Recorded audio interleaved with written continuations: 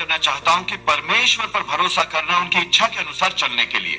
हम सब के सपने हैं जिन पर हम भरोसा करते हैं और हालात जिन्हें हम पलटते हुए देखना चाहते हैं, पर बहुत बार हम परमेश्वर को एक बॉक्स में डाल देते हैं और उन्हें बताते हैं कि इसे कैसे करना है, कब करना है और करने के लिए किसे इस्तेमाल करें।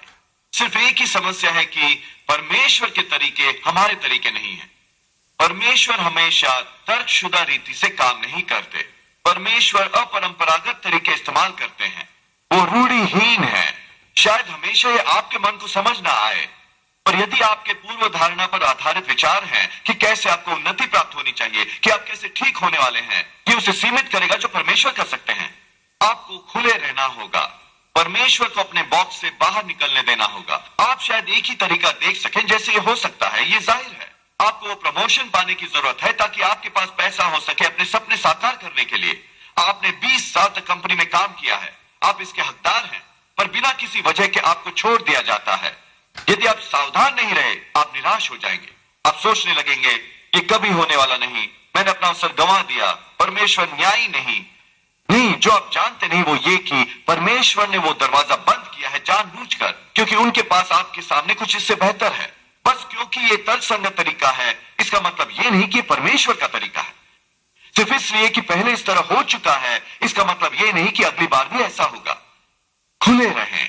ऐसा ना करने पर आप परमेश्वर के सर्वोत्तम से वंचित रह सकते हैं। हमारा रवैया होना चाहिए, प्रभु मैं आपको अपने बॉक्स से निकाल रहा हूं। आप मेरे जीवन में कुछ भी कर सकते हैं। आप इसे किसी समय भी कर सकते हैं। आप किसी भी व्यक्ति को इस्तेमाल कर सकते हैं। प्रभु आप इसे अपने तरीके से कर सकते हैं।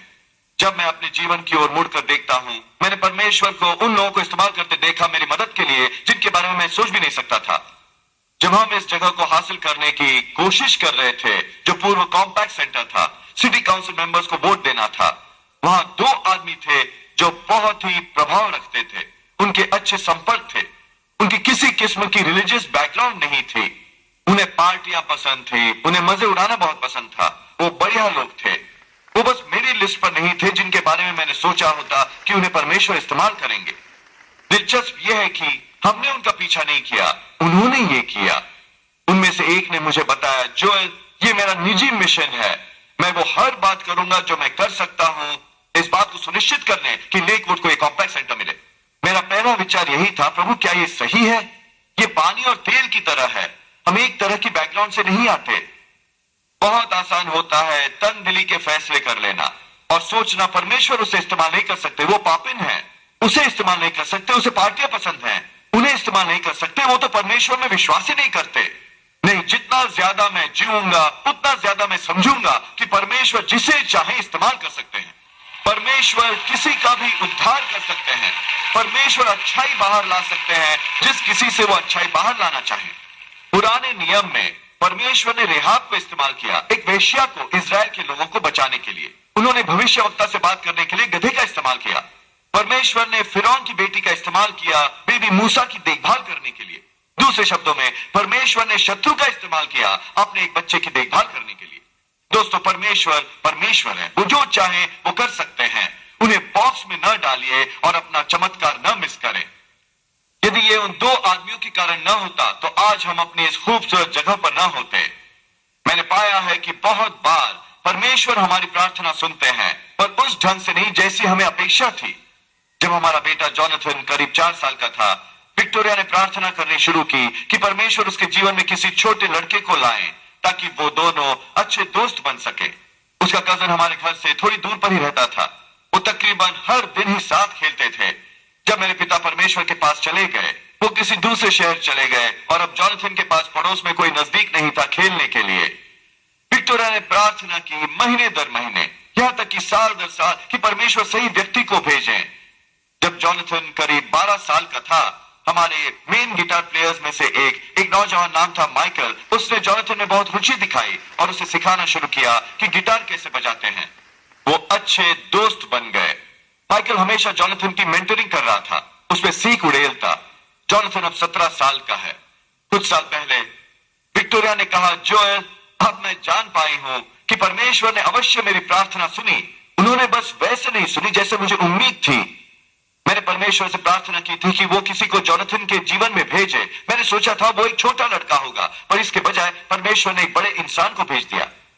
मेरा पॉइंट ये है, आपको खुला दिमाग रखना होगा कि परमेश्वर आपकी प्रार्थना कैसे सुनते हैं। ये उस ढंग में ना हो जैसी आपने योजना बनाई है। परमेश्वर शायद उन लोगों को इस्तेमाल न करे जिनकी आपको अपेक्षा थी।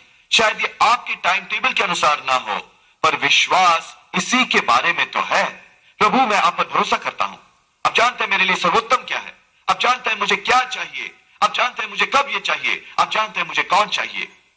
आप में से कुछ थोड़े से निराश हैं क्योंकि हालात वैसे नहीं जैसे आपने योजना बनाई थी। आपको एक और नजर डालनी होगी। शायद परमेश्वर ने आपकी प्रार्थनाएं सुन ली हो, बस उस तरह नहीं सुनी जैसे आपने सोचा था। या शायद आप जो मांग रहे हैं वो परमेश्वर का सर्वोत्तम ना हो, और परमेश्वर आपसे बहुत प्रेम करते हैं उस प्रार्थना को वैसे ही सुनने के लिए।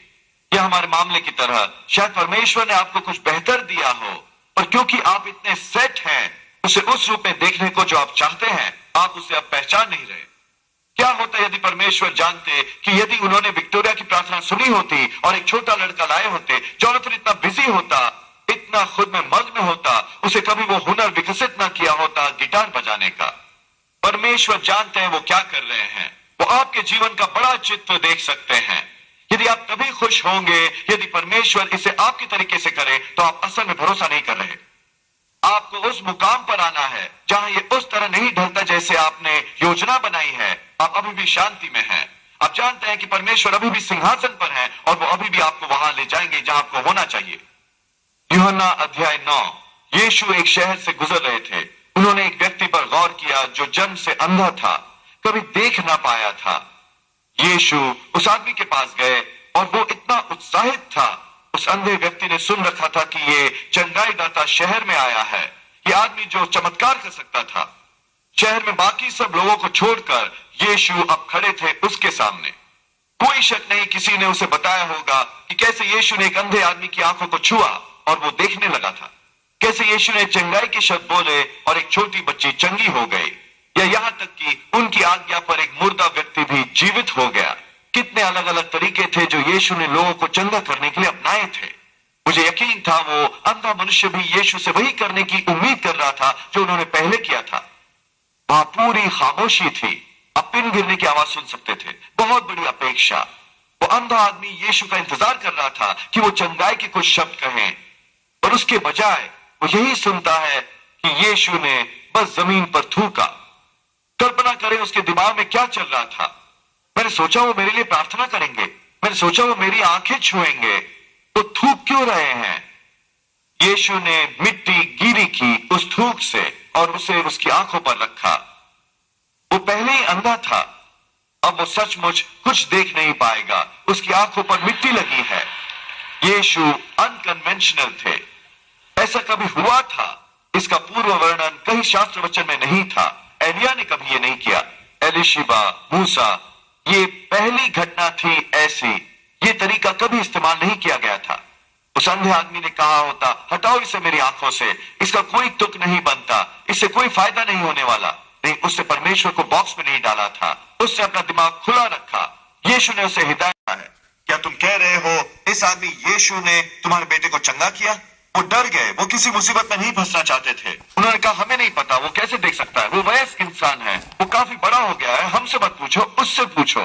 उन्होंने दोबारा अंधे आदमी को बुलाया और कहा, हमें बताओ कि क्या हुआ था। क्या तुम्हें नहीं पता ये आदमी यीशु एक पापी इंसान है? उससे कहा, मैं ये सब सिद्धांत नहीं जानता, तुम्हारे ये सारे धर्म के नियम। मैं यीशु के बारे में भी ज्यादा नहीं जानता। मैं आपको बस इतना ही बताता हूं कि मैं अंधा था पर अब मैं देख सकता हूं। बहुत कठिन होता है बहस करना एक बदली हुई जिंदगी से। एक कारण कि परमेश्वर इसे अपनी रीति से करते हैं और हमारी रीति से नहीं, ताकि उन्हें इसका पूरा श्रेय मिले। वो अंधा आदमी ये कह रहा था, तुम सिद्धांतों पर बहस कर सकते हो, चर्चा कर सकते हो कि वो पापी है या नहीं, आप इसे अस्वीकार कर सकते हो, खारिज कर सकते हो, निंदा कर सकते हो, पर मैं जीवित सबूत हूं एक भले परमेश्वर का, एक दया का परमेश्वर, एक परमेश्वर जो असंभव कर सकता है। और ये सब शुरू हुआ जब वो राजी हुआ परमेश्वर को अपनी रीति से इसे करने देने को। उससे परमेश्वर को एक बॉक्स में नहीं रखा। जब मेरे पिता परमेश्वर के पास चले गए अतीत में 1999 में लेकवुड चर्च की 40 साल तक पासबानी करने के बाद, हमें पता नहीं था कि चर्च में क्या होगा। हमने बेशक प्रार्थना की थी कि परमेश्वर सही व्यक्ति को भेजेंगे। स्वाभाविक तौर पर ये कोई वैसा व्यक्ति होता जिसे एक बड़े चर्च की पासबानी का अनुभव होता, कोई जो सेमिनरी गया हो, जिसका अच्छा खासा ट्रैक रिकॉर्ड होता। पर परमेश्वर हमेशा वो रास्ता नहीं चुनते जो हम चुनते हैं। मनुष्य बाहर की ओर देखता है, परमेश्वर हृदय में देखते हैं। मुझे अंदर ही अंदर पता था कि मुझे आगे आना होगा, पासबानी करनी होगी, पर मैंने सोचा मैंने इससे पहले कभी प्रभु सेवा नहीं की है, मैं सेमिनरी में नहीं गया हूं, मेरे पास ट्रेनिंग नहीं है, कोई क्वालिफिकेशन नहीं है, मैं बहुत छोटा हूं, बहुत कम बोलने वाला, बहुत शर्मीला। मैंने इन सब कारणों के बारे में सोचा कि शायद मैंने परमेश्वर को गलत सुना हो। मुझे वो करना पड़ा जो मैं आपसे करने को कह रहा हूं। मैंने कहा प्रभु इसका मेरे दिमाग में तो कोई तुक नहीं बनता, ये बहुत ही समझ से परे रखता है, पर प्रभु मैं आपको सीमित नहीं करने वाला। मैं जानता हूं आपके मार्ग मेरे से बेहतर हैं। आप जानते हैं मैं क्या कर सकता हूं और क्या मैं नहीं कर सकता। शायद मुझे क्वालिफाइड महसूस ना हो, पर जब आपने मुझ में जीवन फूंका, मैं जानता हूं आपने मुझे लैस किया, मुझे सशक्त किया, मेरा अभिषेक किया। मुझे शायद कमजोर महसूस हो, पर आप जानते हैं मैं मजबूत हूं। यह विश्वास की परीक्षा थी। मैंने कभी प्रभु सेवक बनने की योजना नहीं बनाई थी। मुझे कभी पता नहीं था कि यह बात मुझ में है। यह हुआ 13 साल पहले और सेवकाई इतनी तरह से बढ़ी कि हमने कभी सपने में भी नहीं सोचा था। असल में कुछ लोग तो अभी भी अपना सर खुजा रहे हैं, ये सोचते हुए आखिर ये हुआ कैसे। उसके पास न ट्रेनिंग थी, न क्वालिफिकेशन, न एक्सपीरियंस। मैं उस अंधे व्यक्ति की तरह कह सकता हूं, मैं ये सब नहीं समझता, मैं ये नहीं समझा सकता। मैं सिर्फ आपको बता सकता हूं, मैंने 17 साल पर्दे के पीछे गुजारे हैं, कैमरा चलाते हुए। अब मैं कैमरों के आगे हूं, संसार से बात करता हुआ। ये परमेश्वर की भलाई है और मेरे लिए परमेश्वर को श्रेय देना आसान है। मुझे याद है मैं कहां से आया हूं। हर बार जब मैं प्रभु सेवा करता हूं, मैं विस्मित होता हूं परमेश्वर की भलाई पर। अगर आप अपनी सर्वोत्तम संभावना तक पहुंचना चाहते हैं, आपको खुला रहना होगा। उसी रट में न फंसे रहिए। परमेश्वर बॉक्स के बाहर रहने वाले परमेश्वर हैं। आपके जीवन के लिए उनकी योजना हमेशा तर्कसंगत नहीं होगी, या किसी कारण होगी, या जो योजना आपने बनाई थी। और यदि आप खुला दिमाग रखेंगे, ये कहीं ज्यादा बड़ा होगा, कहीं ज्यादा बेहतर, कहीं ज्यादा फलदायी उससे जो आपने कभी सोचा होगा। परमेश्वर आपको एक नए स्तर पर उछालना चाहते हैं। वो न केवल आपको उस कठिनाई से बाहर लाना चाहते हैं, वो आपको बाहर निकालना चाहते हैं उछालकर। परमेश्वर वो नए द्वार खोलने वाले हैं जो कोई मनुष्य बंद नहीं कर सकता। आपने तो उसकी सतह भी नहीं छुई जो परमेश्वर ने आपके लिए संजो रखा है। पर यह है कुंजी, ये परंपरागत तरीकों से नहीं होने वाला, ये तर्क संगत तरीके से नहीं होने वाला, ये अलौकिक होने वाला है। इस तरह पूरा श्रेय परमेश्वर पाएंगे, कोई भी शक नहीं कर सकेगा। परमेश्वर का अनुग्रह का हाथ और आशीष आपके जीवन पर होगी। अब फिर से परमेश्वर को सीमित न करें, ये सोचते हुए कि ये इस तरह हो सकता है या उस तरह। परमेश्वर के पास हजारों तरीके हैं ये करने के।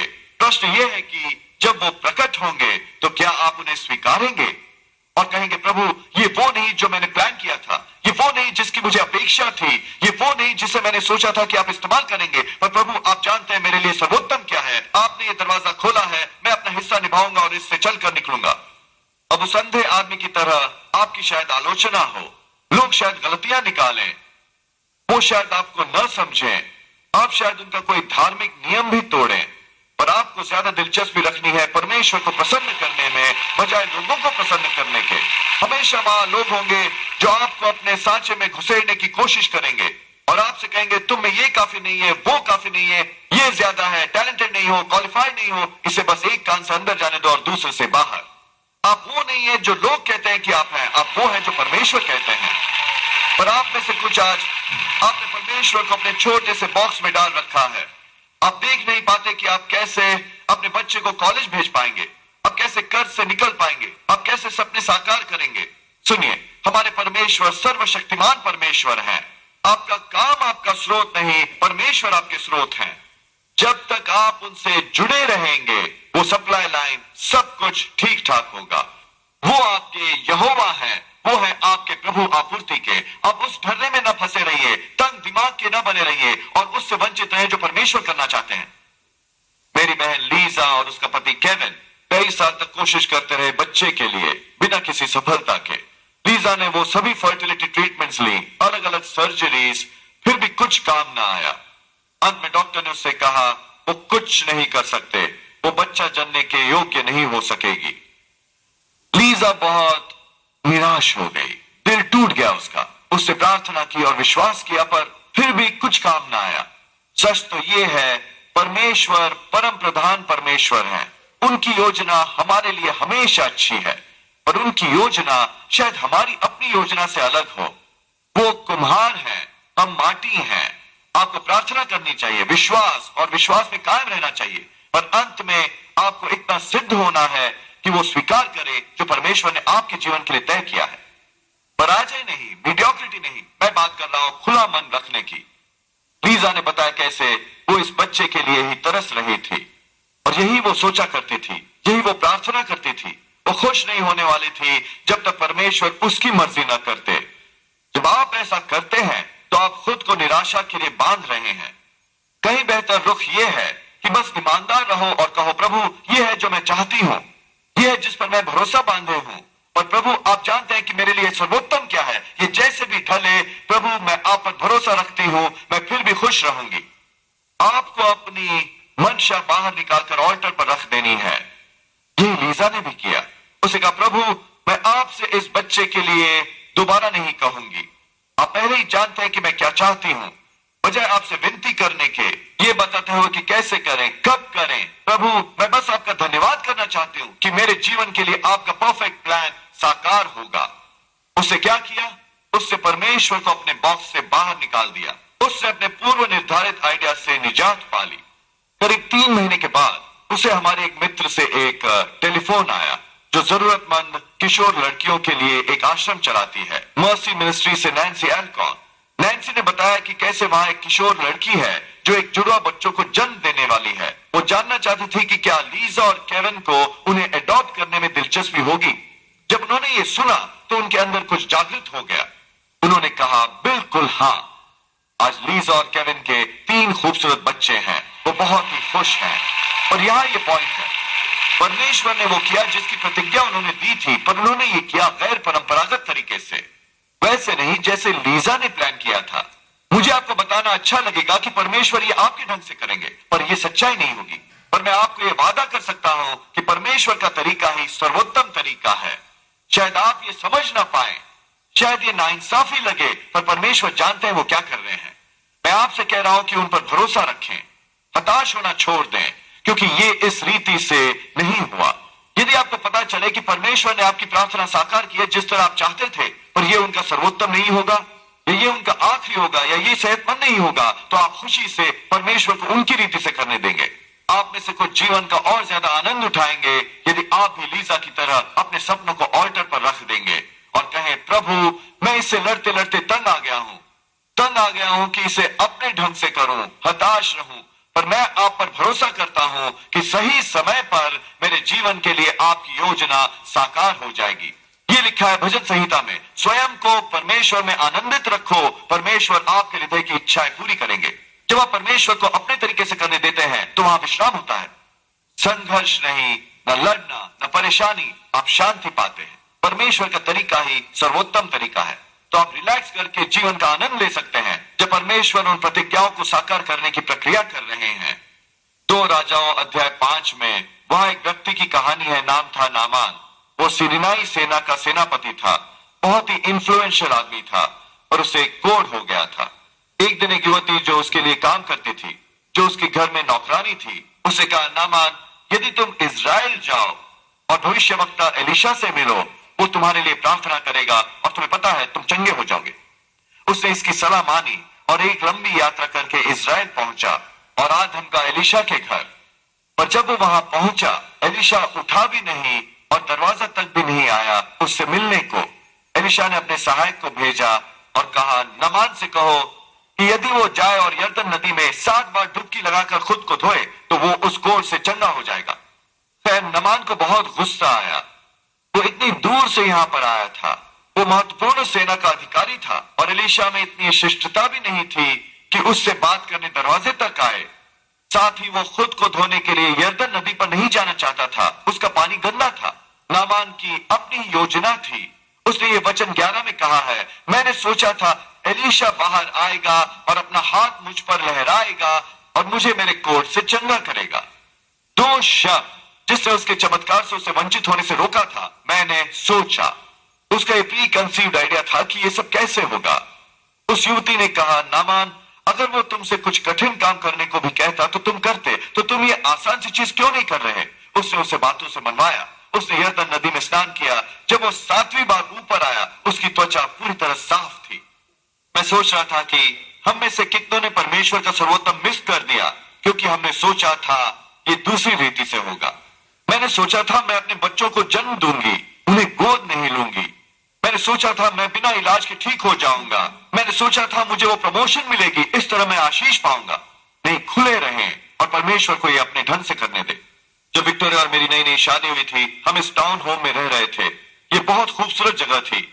हमें बहुत अच्छी कीमत पर मिला था, बहुत आशीषित। कुछ साल बाद हमें घर खरीदने की इच्छा जागी। हमने उस टाउन होम को बेचने के लिए रखा। ये बहुत जल्दी बिक गया और हमें एक अच्छा घर मिला और हमें सचमुच ये चाहिए था। ये हमारी प्राइस रेंज में था। हमने सोचा ये हमारे लिए परफेक्ट घर है। हमने उसके लिए एक ऑफर दिया और वापस उनसे जवाब नहीं आया। कुछ हफ्तों बाद उन्होंने जवाब दिया, उन्होंने स्वीकार नहीं किया। तो हमने उन्हें एक बेहतर ऑफर दिया, बहुत करीब ही, बस कुछ $1000 और। विक्टोरिया और मैं प्रार्थना और विश्वास कर रहे थे। हमारा दिल उस घर पर आ गया था। हम जानते थे कि ये हमारे लिए था। 1 महीने बाद एक रियल्टर ने हमें फोन करके बताया कि उन्होंने वो घर किसी और को बेच दिया है। हम निराश हुए। हमने सोचा, प्रभु ऐसा कैसे हो सकता है? हमने प्रार्थना की, विश्वास किया। कुछ महीने बाद हम बाहर थे, आसपास तलाश करते हुए हमें ये पुराना घिसा पिटा घर मिला, टूटा फूटा घर, पर वो अच्छे पड़ोस में था, शहर के बहुत करीब। उसका आंगन अच्छा था, बहुत खूबसूरत पेड़ थे, और घर काफी सालों से छोड़ दिया गया था। खिड़कियां टूटी हुई थी, उन पर दरवाजे नहीं थे, किचन भी लीक कर रहा था, फाउंडेशन में समस्या थी, फर्श इतने टेढ़े मेढ़े थे। इससे हमारे दिमाग में कोई तुक नहीं बन रहा था, पर हमारी आत्मा में बना। हमें एक अद्भुत शांति मिली। विक्टोरिया ने मेरी तरफ देखा और कहा, जोएल यही घर है हमारे लिए, चलो इसे खरीद ले, मरम्मत करें और इसमें रहें। ये तर्कसंगत नहीं लग रहा था। यहाँ हम निकल आए थे एक खूबसूरत टाउन होम से। ये बिल्कुल इससे उलट था। एक कदम भी बेहतर नहीं, ये एक कदम नीचे लगा। पर परमेश्वर के मार्ग हमारे मार्गों की तरह नहीं है। हम तंग दिल हो सकते थे और कहते, हम इस पुराने कबाड़ के बारे में सोचने वाले भी नहीं। आखिर विक्टोरिया एक खाते पीते परिवार से है, उनका ऊंचे दर्जे का ज्वेलरी स्टोर है। जब विक्टोरिया इसके पक्ष में है, मैं जान गया कि यह परमेश्वर की ओर से चिन्ह है। साथ ही इसने मेरा बहुत सा पैसा बचाया। हमने वो घर खरीदा, उसे ठीक किया, उसमें रहे। 6 महीने बाद एक आदमी ने हमारा दरवाजा खटखटाया बिना पूर्व सूचना के। वो बिल्डर था। उसने कहा, मैं इस प्रॉपर्टी को खरीदना चाहूंगा और इस पर 2 घर बनाना चाहूंगा। मैंने कहा, क्षमा करना, ये प्रॉपर्टी बिकाऊ नहीं है। उसने कहा, आपने इसके लिए कितना पैसा दिया है? मैंने बताया कि मैंने कितना दिया था। उसने कहा, मेरा दुगना देना कैसा रहेगा? मैंने कहा, जैसा कि मैंने कहा, हमें बेचना बहुत अच्छा लगेगा।